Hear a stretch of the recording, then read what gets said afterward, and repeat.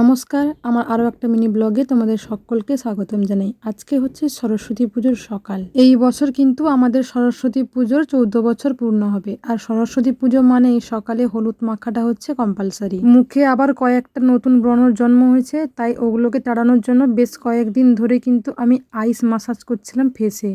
তারপর চোখ মুখ একেবারে ফুলে গেছে, ঠান্ডা একেবারে সহ্য হয় না, তাই হচ্ছে ওই বরফটাকে এখন আমি স্কিপ করে দেবো, কেননা ঠান্ডা লাগলে প্রচুর সমস্যা হয়, তাই বরফটাকে টাটা বাই বাই। আমি হচ্ছে এই প্যাকেট হলুদগুলো ইউজ করি, এগুলো কিন্তু মুখে একেবারে হলদে ভাবটা হচ্ছে রাখে না, খুব সুন্দর করে কাজ করে। কিন্তু আমি নারকেল তেল দিয়ে ইউজ করছি। আবার অনেকে জিজ্ঞাসা করেছিলে চোখের নিচের কালো দাগগুলোকে কিভাবে দূর করা যায়। এটা হচ্ছে বেস্ট।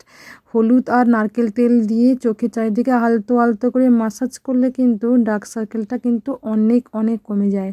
তবে হ্যাঁ, যে কোনো জিনিস ইউজ করলে কিন্তু একটু সময় লাগে ওটা কমতে। তাই এই যে ব্যাপারটা কিন্তু যে সঙ্গে সঙ্গে ইউজ করার 7 দিনের মধ্যেই কমে যাবে, এটা আমি একেবারে বিশ্বাস করি না। আয়ুর্বেদ হোক বা হোম রেমেডি, এগুলো কিন্তু অনেকটা সময় লাগে, তবে কাজ করে দেরিতে হলেও কিন্তু একেবারে গোড়া থেকেই কিন্তু কাজটা করে। বাড়িতে যেহেতু সরস্বতী পুজো, তাই কিন্তু অনেকটা চাপ রয়েছে। মা সরস্বতী কিন্তু কালকে রাতেই চলে এসেছেন।